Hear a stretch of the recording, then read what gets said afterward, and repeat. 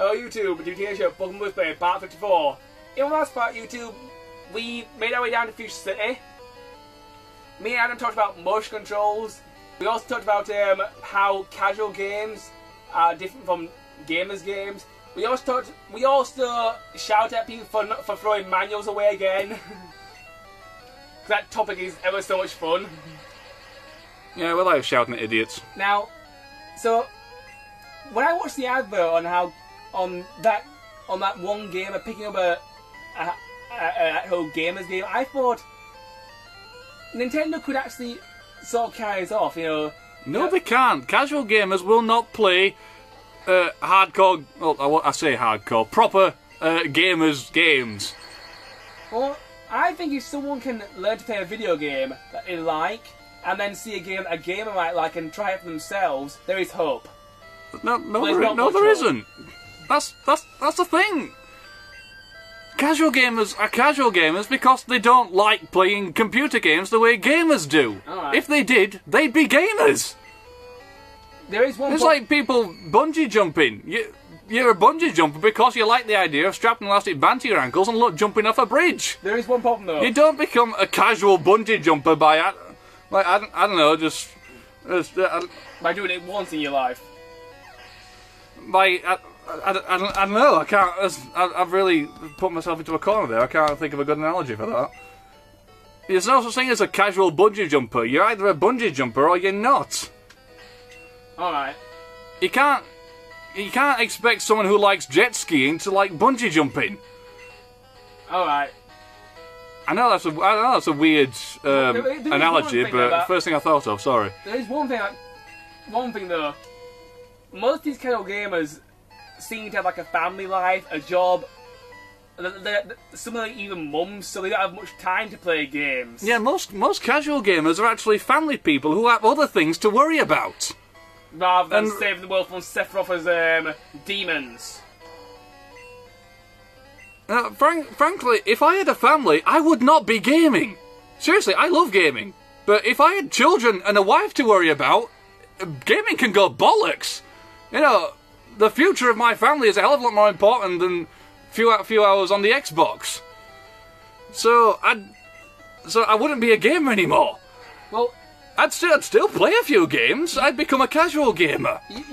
I'd be playing games that you can just pick up and play for 5 minutes while the kids are off doing something, or you've got nothing to do. You finished all the housework or whatever. You're back home from work. You're waiting for tea to be done in the oven. You just sit back and play on your casual game for a while. That's what casual games are for. You can't expect someone who has that type of lifestyle to suddenly want to pick up Pokemon or Metroid or something like that and enjoy it, because they won't have time to enjoy it. You could though. If you had a family lifestyle, if you had like a spare hour, you could pick up and play Final Fantasy for a little while. But if you had a family lifestyle, if you had a spare hour, you'd want that to relax. You wouldn't want to get frustrated by saving the world from Metroids or collecting all the new Pokemon or any kind of shit like that. You wouldn't give a shit if Sephiroth had a sword bigger than his knob or whatever. Who's got the biggest, stupidest haircut, Cloudstrife or Squall Lionheart? It wouldn't matter to you. Good point. Okay, we've debunked this through to hell. Anyway, moving along. Try to find a different topic, because my throat's getting sore. Yeah. So, in closing, back to motion controls. Oh, fuck's sake! I was trying to close off, but we got to talk about casual gamers here. Oh. In closing, I think motion controls, they're good when it comes to pointing and shooting things. They're good when to a certain extent when it comes to driving. And when it comes to tilting, and they're good to a certain extent, but in some ways they have a long way to go. Adam, go on then, undermine my argument. There's really no point anymore. I know I've dug myself a very big hole here. I think I said this in the last part, but motion control doesn't improve anything. It doesn't achieve anything. It's unimmersive. It doesn't accomplish anything that a normal controller can't do. It's a waste of technology. And that thing that Sony has released, the Wii Remote lookalike that is honestly not a Wii Remote, just with a glowing ping pong ball on the end, honest, please don't sue us bullshit. It's just trying to jump on a shit bandwagon, and that Kinect thing, the only useful thing on that is a camera where you can talk to someone. The idea of that thing is to get the gamers off your ass and actually do some motion. But the thing is, I am a gamer. I play games on my ass. If I want to exercise, I have weights to do that with. I have exercising equipment. You have your legs to walk around down to the shop with. Yes, I've got a bike in the shed. If I really need to... Okay, I must admit, I'm not as young as I used to be, and I can't help but notice a few extra rolls of flab appearing around the midriff. You've gained a few pounds. But that's natural when you get older. Okay, if I although I am only 9 stone, I'm 22. I'm 26 and I'm 11 and a half. Hey, the thing is, I weigh less than you. The thing is, I've got to have a lot more muscle than he has. Yeah. I'm also about half a foot taller. Yes. With a bigger build. Yes. So, and I weight train. Ego deflated.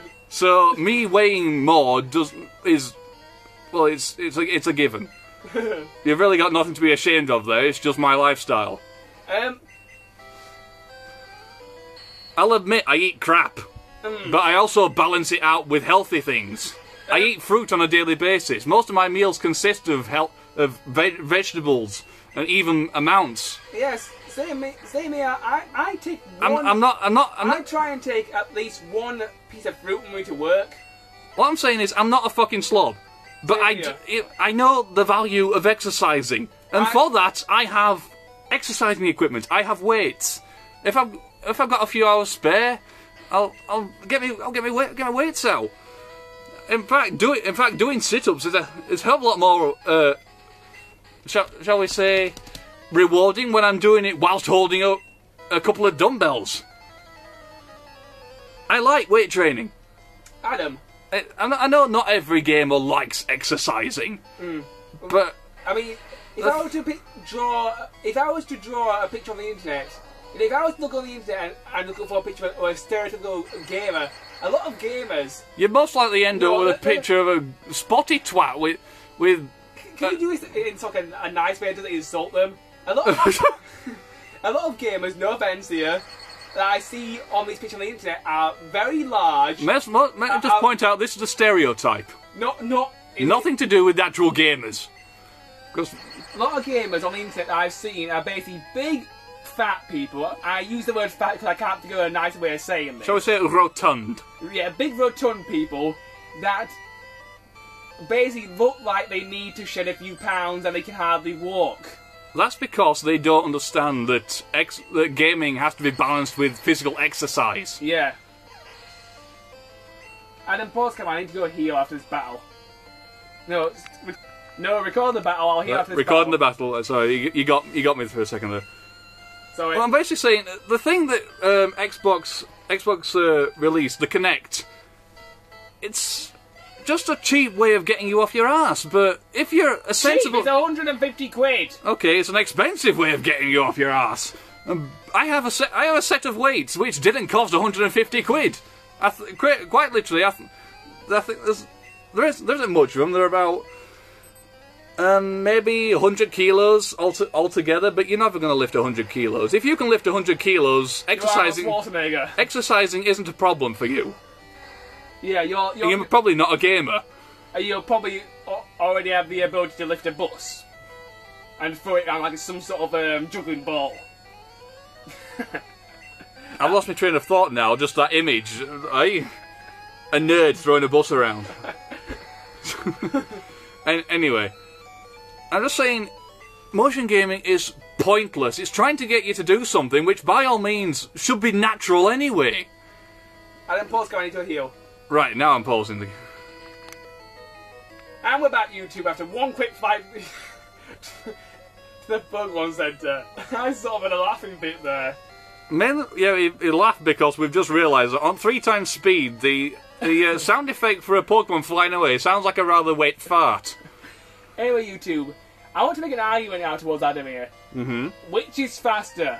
Right. Pointing at an enemy and firing with a Wii remote, or moving your analog stick and lining up your little red tractor beam and then pressing fire. Personally, when I played Resident Evil 4 on the Wii, I managed to be in professional mode, but on the GameCube, no matter how much skill, no matter how much I tried, I couldn't even get past the first bit of the game. I couldn't even get actually out of the village, okay? But with the Wii remote controls, I could beat the game on professional mode. You've gone back to rail shooters. Resident Evil 4 is not a rail shooter. You know that all. Oh, sorry, Resident Evil 4. Sorry. I've never played Resident Evil 4 with motion controls. I know, but Resident Evil 4 with motion controls, it does improve the experience because it's faster aiming. It's more responsive rather than it's faster aim and point. It's faster point and shoot rather than moving an analog stick and shoot the enemy. In my experience. Okay. Are you going to try and break this one down now? Are you going to try and ruin this argument, part of my argument as well? I can't because I've never played Resident Evil 4 with motion controls. Yay! You only won that because I can't argue with it. This is one of the reasons why. But still, it's only replacing something that could easily be done by an analog stick and a button. I know, it could be easily done, but I never found aiming that much of a problem, and if you're really that much of a completionist that you must complete it on professional... Well, I wanted the... Well, what do you get for completing it on professional? I wanted the special weapon that looks like Mega Man's arm cannon. I wanted it. And the only way I could... it's only unlockable in the PS2 and Wii version. But I wanted it, so... Did you have it for the PS2? I have had the GameCube version and the Wii version. So even on the GameCube, you never bothered because it's not available. The only motivation for doing it was unavailable on the version that didn't have on the GameCube version. Motion controls. On the GameCube version, actually, no, the PS2 version had the Mega Buster as well. But you never had the PS2 version. I know, but I have played the PS2 version at Zach's house, and I have to say, the Wii version is better. Although, speaking of Resident Evil 4, they actually put it on the PS3 soon. Why? Because we need to port Resident Evil 4 again, definitely, yes. Hey? No we don't, it's already been on like 5 consoles. Yeah, well, Capcom's thinking about doing it. Fair enough. Camera time, Adam, how much we got? We're on 12:58, so about a minute, maybe a minute and a half. Anyway, so I'm not gonna bother saying anything else about motion controls, because, well, if you watch the past 6, yeah, 5 or 6 episodes, you already know my opinion on it. And my argument for motion controls fell apart. I tried to make them sound. He had this great idea where we could debate the motion controls. He'd go, yeah, it's fantastic, you can do this, you can do this, you can do that, and this allows you to do such and such, but when he actually started talking about it, he realised that, well, it's just shit. I sort of destroyed my own argument. If you're wondering, by the way, we actually came onto this route via a different direction because it was quicker. Anyway, YouTube, we've run out of time and we've run out of topics, so in the next part we shall finish off this route and get to Future City and hopefully start exploring the town and maybe do something interesting? And maybe go into Safari Zone and look for some Pokemon with binoculars and throw them bait and stuff. Let's catch a Kangaskhan and call it missing, though. Exciting stuff! Bye! Bloody hell.